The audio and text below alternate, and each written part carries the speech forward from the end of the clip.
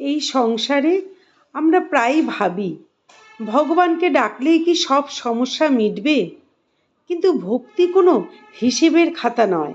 ভগবান শ্রীকৃষ্ণ আমাদের পথের শেষে কি অপেক্ষা করে রেখেছেন তা আমরা তখনই বুঝি যখন বিশ্বাসের পরীক্ষায় পড়ি। আজকের এই ছোট গল্পটি আমাদের শেখায় হরিনাম কখনো বৃথা যায় না, শুধু তার ফল সবসময় আমাদের ইচ্ছে মতো আসে না। একসময় একটি শান্ত জলাশয়ে থাকতো দুটি মাগুর মাছ। দুজনের মধ্যে ছিল গভীর বন্ধুত্ব। একসঙ্গে খাওয়া, একসঙ্গে ঘোরা, একসঙ্গে পুকুরের জলে খেলা, সবই ছিল একসাথে। কিন্তু তাদের ভাবনায় ছিল বড় পার্থক্য। একটি মাগুর মাছ ছিল ধার্মিক। সে প্রতিদিন মন দিয়ে হরিনাম করত। জলের নিচে থেকেও তার অন্তরে ছিল শ্রীকৃষ্ণই আমার আশ্রয়। আর অন্য মাগুর মাছটি ছিল অধার্মিক আর একদম ভিন্ন প্রকৃতির। ধর্ম, ভক্তি এসব কথা তার ভালো লাগতো না। সে বলতো, এই জীবনটাই তো আসল, খাও, ঘোরো, আনন্দ করো, ভগবানকে ডেকে কি হবে। একদিন ধার্মিক মাগুর মাছটি বলল, দেখ বন্ধু, এমনভাবে জীবন কাটাস না, মাঝে মধ্যে হরিনাম কর, মনে শান্তি পাবি। কিন্তু অধার্মিক মাগুর মাছ হেসে বলল, আমি এসব পছন্দ করি না, তুই করছিস কর, তোর হরিনাম করে কি এমন লাভ হচ্ছে। ধার্মিক মাছটি শান্ত গলায় বলল, সব সময় লাভ লোকসানের হিসেব করে কেউ হরিনাম করে না। এই নাম আমাদের বিপদের সময় আশ্রয় দেয়।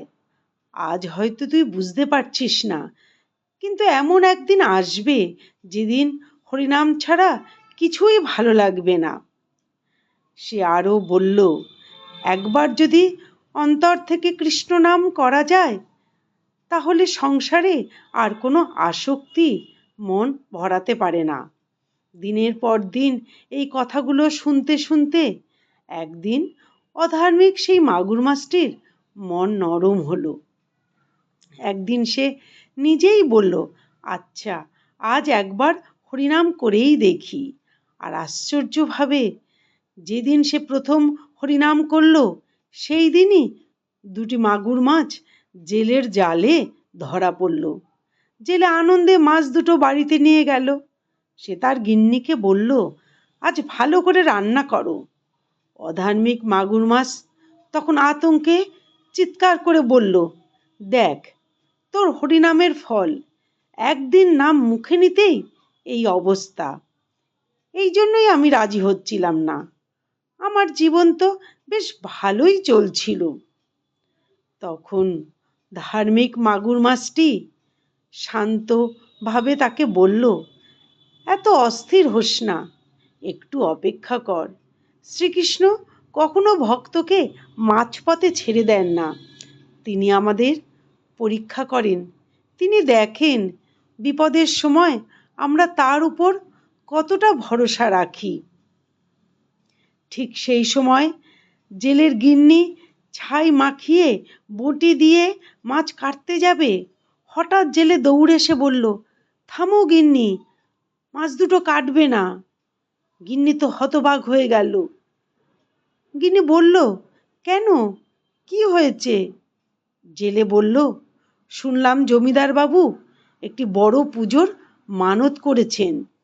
তিনি বলেছেন যে কেউ যদি জোড়া মাগুর মাছ দিতে পারে তাকে পুরস্কৃত করবেন এবং মাছ দুটো জলে ছেড়ে দেওয়া হবে। আনন্দে গিন্নি তাড়াতাড়ি করে মাছ দুটো ধুয়ে প্যাকেটে ভরে দিল। জেলে তখন সেই মাছ দুটো নিয়ে জমিদার বাড়িতে ছুটে গেল। জমিদার গিন্নি সেই মাছ দুটোকে যত্ন করে সিঁদুর পরিয়ে, সোনার নোলক পরিয়ে, ভক্তি ভরে পুজো করে পুকুরে ছেড়ে দিলেন। জমিদারবাবু সবাইকে বললেন, এই জোড়া মাগুর মাছ কেউ কোনোদিন ধরবে না। প্রথম আমি এই মাগুর মাছ জলে ফেলছি। পুকুরের জলে ফিরে এসে ধার্মিক মাগুর মাছটির দু চোখ দিয়ে জল গড়িয়ে পড়ল। সে বলল, প্রভু, আমাদের মতো তুচ্ছ প্রাণীর জন্য তোমার এত দয়া। তোমার লীলা অপার। অধার্মিক মাগুর মাছ তখন মাথা নিচু করে বলল, আমি ভুল করেছিলাম, ক্ষমা করো আমাকে। আজ বুঝলাম হরিনাম কখনো বিপদ ডাকে না, বিপদ থেকে পথ দেখায়। ধার্মিক মাছটি বলল, শ্রীকৃষ্ণ আমাদের নানাভাবে শিক্ষা দেন, পরীক্ষা নেন, যেন আমরা শিখি বিশ্বাসী আসল সম্পদ। তারপর আনন্দে দুটো মাগুর মাছ পুকুরের জলে খেলতে শুরু করলো, ভরসা নিয়ে আর ভক্তি নিয়ে, শ্রীকৃষ্ণের কৃপায়। শেষে একটা কথাই বলি, ভক্তি মানে শুধু সুখ চাওয়া নয়, ভক্তি মানে বিপদের মাঝেও ভরসা রাখা। শ্রীকৃষ্ণ হয়তো সঙ্গে সঙ্গে উত্তর দেন না, কিন্তু তিনি কখনোই ভক্তের ডাক অশ্রুত রাখেন না। বিষয়টি ভালো লাগলে লাইক ও সাবস্ক্রাইব করবেন, আর কমেন্টে লিখবেন হরে কৃষ্ণ। নমস্কার, ধন্যবাদ।